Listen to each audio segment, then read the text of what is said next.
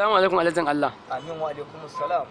Da farko za a gaya masu kallon ka sunanka. A sunana Alhaji Garba Muhammad Gabari. Da farko yanzu a gaya masu kallon ka sunanka. A sunana Alhaji Garba Muhammad Gabari, amma ana kira na da Alhaji Garba dan sandan wasan kwaikwayo. To masu kallo suna cewa ai kai dan sandan gaske ne. To yanzu masu kallon ka za su so ka wayan masu da kai da cewa shin da gaske ne dan sandan ne ko ko a'a. Ai to ni dai ba dan sanda ba. Kuma taba aikin police. Amma ba abin da zan wa Allah godiya game da harkar aikin dan sanda da nake. Ina so ba da ba na so. Mutane da yawa ma ba sa so, amma ni sai na karba na runguma na zo na rike. Alheri ne a gare ni. Ta hanya wannan harka da nake ta police sai na haɗu da manyan mutane, manyan 'yan sanda. Kuma muna tare da su. Still na amma ni ban taɓa aikin dan sanda. To yanzu misali gashi da na zo na sami ka cikin yanayin aiki ko ya sunan fim din da kuke gabatarwa yanzu? To wannan fim din da muke yi sunansa Matafiya.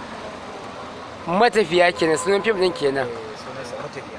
Kuma ga mai son ya kalli wannan shahararren fim sai ya tafi wanda yake so ya kalli wannan fim din ai ya tafi Matafiya Hausa TV. A Matafiya Hausa TV ake sa shi kenan.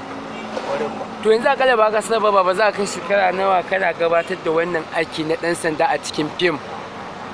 Ai akalla zan kai wajen shekara 28 ina wannan masana'anta. Yanzu haka? Kwarai kuwa. To baba wayanne nasarori aka samu tun daga farawa har zuwa yanzu? Ai babban nasara ba abin da za mu Allah godiya. Inda Allah ya haɗa mu da mutane kuma ya rufa mana asiri. Za mu ci za mu sha a ciki. Kuma Allah ya haɗa mu da abokanan arziki.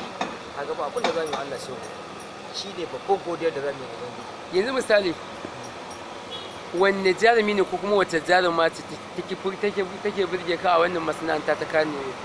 Ainihin cikin jarumin da zan ce wa jaruma ko jarumi ainihin zuwa suka yi suka saba. Ainihin zuwa suka yi suka saba. Kawai mutum ɗaya ne zan gaya maka a ciki ko biyu. Wanda zan ce ni na zo na same su. Wanda zan ce ni na zo na same su a cikin Ibrahim Mando. Ko kuma in ce maka wannan tayar na fage. Ka gani? Ko kuma in ce maka Shehu Hassan Kano. Duk su ne wanda na zo na samu a cikin kuma su suke burge. Kuma su suka kawo ni harkar bin sai kuma Habiba Allah ya ji kanta Biba. Biba problem kenan. Sai ita. Ka gani?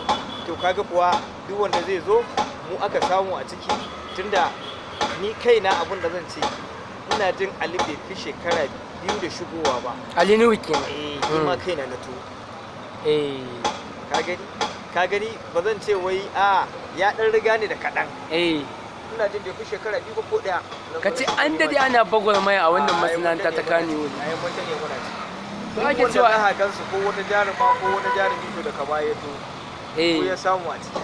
To cewa ake yan fim kuna da girman kai ya abin yake shin da gaske ne ko ba shafi faɗi ne na mutane? A kawai baka yi kusanci da su bane. In dai ka zo kai kusanci da su babu wani zancen girman kai. To shi dai wannan fim din ya sunansa kace? Matafiya. Za a neme shi a tashar Matafiya Hausa TV ko? Za a neme shi a tashar Matafiya Hausa TV. A nan za a neme. Wani sako za ka tura ga masoyan ka na duk duniya baki ɗaya? Alhamdulillah ni abin da zan ce da masoya na ga baki ɗaya su dinga wannan kallon wannan tasha. Dan tana da albarka tana da albarka. Ka gani? Saboda tasha ce wanda take nuna kaɗauwa da wa'azantarwa a ciki. Gaskiya ne.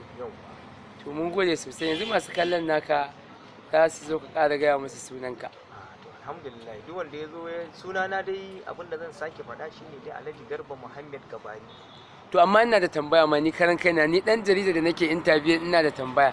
Ya kake da 'yan sanda na gasken ka da su a hanya? Ai sun zama abokai na kuma. Ai duk mun zama ɗaya.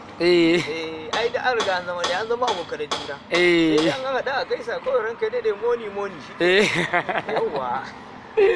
Ka ce moni. Wanda za a kyautata mu a zuwa dan mani dan a wata ma. To yanzu misali baba. Yin wannan bangare nasu amma ya kamata a ce sun zo sun ba kuma kana taka rawar ɗin kamar gaske.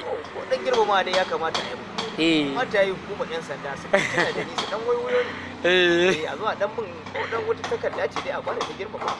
To yanzu misali wanne sako za ka tura ga masoyanka? Masoyana sakon da zan tura musu ya kamata su kalli wannan tasha saboda wannan tasha za ta nishaɗar da su gaskiya za su ji daɗin kallon ta. To sakon dai baba ya ce matafiya Hausa TV ku ci gaba da kallon ta sosai da sosai ala kulli halin.